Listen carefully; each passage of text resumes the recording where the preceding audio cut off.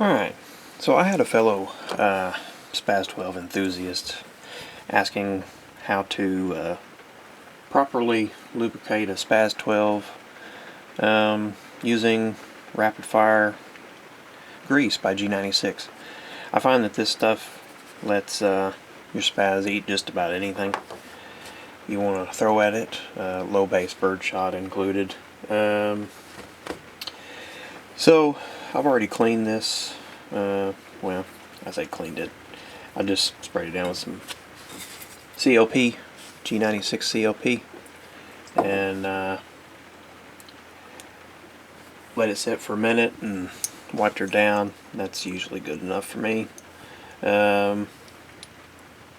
What you're looking for here is a, let's see, yeah. So you got a two-piece bolt, right? Your locking lug is here. You're looking for any points of wear, which will be indicated by silver. So, and it does, I mean, this whole tube probably lasts me, I don't know, 15, 20 years, something like that. It takes very, very little. So if price is a thing for you, don't be concerned. One-time investment, really. So, like, let's see here. As you can see here, see if I can get the light to catch it. See, there's silver here and here, and on the corresponding faces here and here. So, as the bolt rides, two-piece bolt, as it unlocks, locking lug falls, then she starts going to the rear. This is where a lot of energy is lost, I think. There's even on the back of the locking lug, hold that up for you. See how silver that is? That's a wear face. So basically, you just take your G96 and it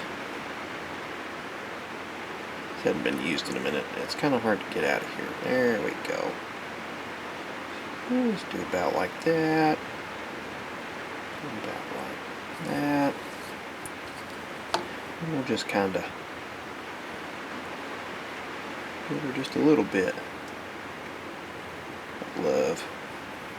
Just like so. See, there's a little wear right there on that corner. I'm just going to give it just a kiss. Alright, so there's the lower part of the bolt. Let's see if there's anything else. Yeah, I'm probably going to just put just a little bit down here too. I don't really remember if I did this last time, but it doesn't hurt anything. Anything that it isn't going to use, it's just going to distribute inside of the gun. So you can see there's just a film, just a nice little film wherever I put it. So on this two-piece bolt, we're gonna go here, here, go here, and we're just gonna distribute it around the bolt faces there.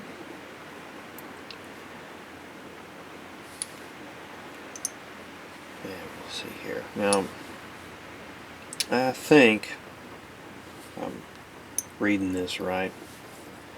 This is a rail. There should be a rail inside the. Yeah, there's a rail in the receiver. So this rides inside the receiver too. This is a wear face. Although it doesn't seem to make a heck of a lot of contact, I still like to put just a little bit in there, and we'll just kind of. It'll distribute itself quite effectively, actually. Just like that. And it doesn't really hurt to have a little extra. Only thing it would hurt is it'll attract dust and dirt and stuff, so be wary of that, but generally don't have much problem out of the SPAS. Now here, the locking lug, you just push it up from behind.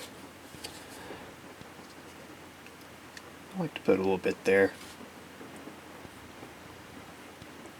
Surely ain't gonna hurt nothing.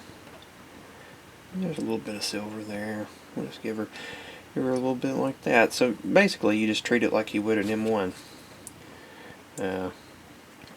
M1, anywhere that you got any sort of silver spots, you dollop some grease on there. This stuff doesn't take very much. The stuff that had been on here had been on there a long time, and it still wasn't dried up. It was perfectly serviceable.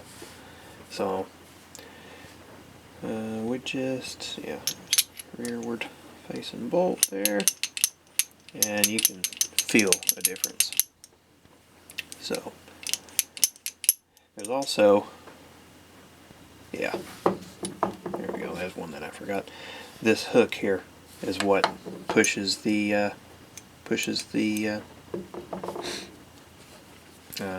locking lug up.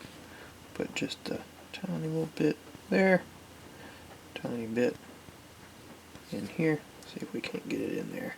There we go. A little bit in there, and it'll self-distribute.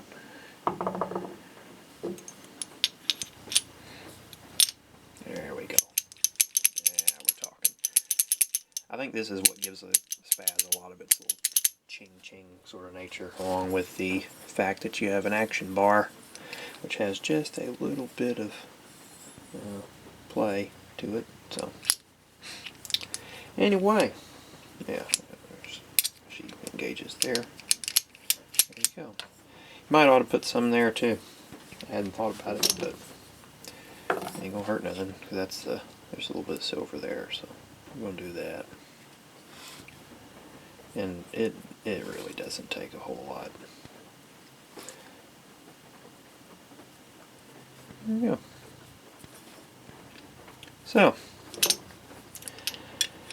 that is the basics there. There's some on the bottom of there, so we'll set that there. And another place I like to put grease, you don't have to, but there is a, let's see if we can get her in frame here. There's a ramp in here for your selector switch. Let's see if I can get some light on the subject here. Let's see what we got. Yeah, there you go. Kinda. There. Right down in there. You can tell there's some old grease in there. I haven't cleaned it. So, that's the only place anywhere near the gas system that I keep any lubrication. Because it tends to attract dirt and stuff. But that just helps ease up on the amount of pressure it takes to swap it from manual to auto mode, or auto to manual. She's primarily a semi-automatic shotgun. So that's pretty well everything. Not rocket science really, just kinda look for silver. Where there's silver, you put this RapidFire grease, or probably anything would really work. Any other sort of white lithium grease. I'm not sure what's in this stuff, but I'm partial to G96, and it has served me well.